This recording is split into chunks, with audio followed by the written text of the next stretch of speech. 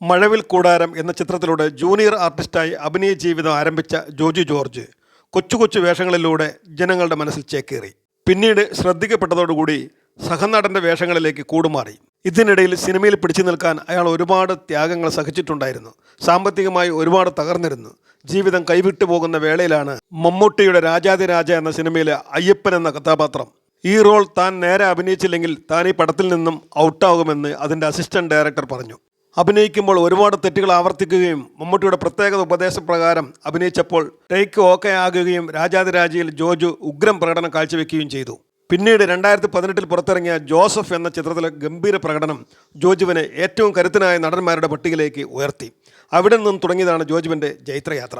ഇന്നത് thug life എന്ന മണിരത്നം ചിത്രത്തിലെത്തി നിൽക്കുന്നു. കഠിന പ്രയത്നത്താൽ ഇന്ന് അയാൾ അഭിനയത്തിൻ്റെ സർവകലാശാലയായ കമലഹാസനൊപ്പം സ്ക്രീൻ ഷെയർ ചെയ്യുന്നു. മണിരത്നത്തിൻ്റെയും കമലഹാസൻ്റെയും ഒപ്പം ഇരുന്ന് വേദികൾ ഷെയർ ചെയ്യുന്നു. ഇതെല്ലാം അയാൾ ഒരു ദിവസം കൊണ്ട് നേടിയതല്ല. ജോജുവിൻ്റെ പ്രത്യേകത എന്തെന്നാൽ ഏത് റോളും കാമുകൻ്റെ ആയാലും ഗുണ്ടയുടെ ആയാലും ഒരു സാധാരണക്കാരൻ്റെ ആയാലും അയാൾ വളരെയധികം കൈയടക്കത്തോടെ ആരെയും കൊതിപ്പിക്കുന്ന അഭിനയത്തോടെ അത് കൈകാര്യം ചെയ്യുന്നു എന്നുള്ളതാണ്. കാമുകനാകുമ്പോൾ അയാളുടെ കണ്ണുകളിലെ പ്രണയവും ഗുണ്ടയാകുമ്പോൾ ആ കണ്ണുകളിലെ ക്രൂരതയും നമുക്ക് അനുഭവിച്ചറിയാൻ കഴിയുന്നു. എത്ര മനോഹരമായാണ് അയാൾ പ്രണയരംഗങ്ങൾ കൈകാര്യം ചെയ്യുന്നത്. ആക്ഷൻ രംഗങ്ങളിൽ ജോജു കാണിക്കുന്ന ചടുലത എടുത്തു പറയേണ്ട ഒരു വസ്തുതയാണ്. അഭിനയത്തിൻ്റെ ഈ കയറ്റിറക്കങ്ങൾക്കിടയിൽ അയാൾ ചോല, ജോസഫ് എന്നീ ചിത്രങ്ങളിലെ അഭിനയത്തിന് സംസ്ഥാന ഗവൺമെൻറ്റിൻ്റെ ചലച്ചിത്ര പുരസ്കാരവും ദേശീയ പുരസ്കാരവും പ്രത്യേക പരാമർശവും നേടിക്കഴിഞ്ഞിരുന്നു. ഇന്ന് ജോജു ജോർജിൻ്റെ അഭിനയം സാക്ഷാൽ മണിരത്നം പോലും ശ്രദ്ധയോടെ വീക്ഷിക്കുന്നു. ഇതാണ് നേട്ടം എന്ന് പറയുന്നതിൻ്റെ യഥാർത്ഥ അർത്ഥം.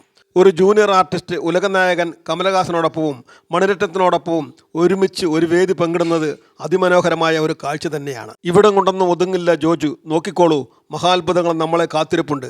കാരണം അഭിനയത്തിൻ്റെ മർമ്മം അയാൾ മനസ്സിലാക്കി കഴിഞ്ഞു. ആർക്കും പിടിച്ചു കെട്ടാൻ പറ്റാത്ത കുതിരയെപ്പോലെ അയാൾ അഭിനയ ലോകത്ത് അയാളുടെ അശ്വമേധം ആരംഭിച്ചു കഴിഞ്ഞു. അതിൻ്റെ മുന്നോടിയായാണ് മണിരത്ന സിനിമയായ തഗ് ലൈഫിലെ ഈ വേഷം. തഗ് ലൈഫിൻ്റെ പ്രൊമോഷൻ പ്രസ് മീറ്റിംഗിൽ കമലഹാസൻ ജോജുവിനെ കുറിച്ച് രസകരമായ ഒരു കാര്യം വെളിപ്പെടുത്തി.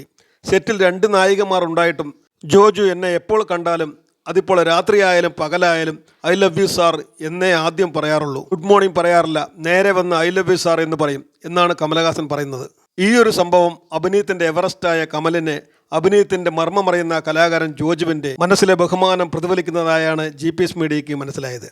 മോഹൻലാൽ പറയുന്ന ഡയലോഗ് പോലെ ഇനി അയാളുടെ കാലമാണ്. സംസ്ഥാന അവാർഡുകളും ദേശീയ അവാർഡുകളും ജോജുവിനെ കാത്തിരിക്കുകയാണ്. തടിയൊക്കെ കുറച്ച് അല്പം ആരോഗ്യ കാര്യങ്ങൾ ശ്രദ്ധിച്ചാൽ ജോജു ഇനിയും വജ്രം പോലെ തിളങ്ങും. സിനിമയുടെ സകല മേഖലകളും ജോജു കീഴടക്കട്ടെ എന്ന് GPS മീഡിയ ആത്മാർത്ഥമായി ആശംസിച്ചുകൊള്ളുന്നു.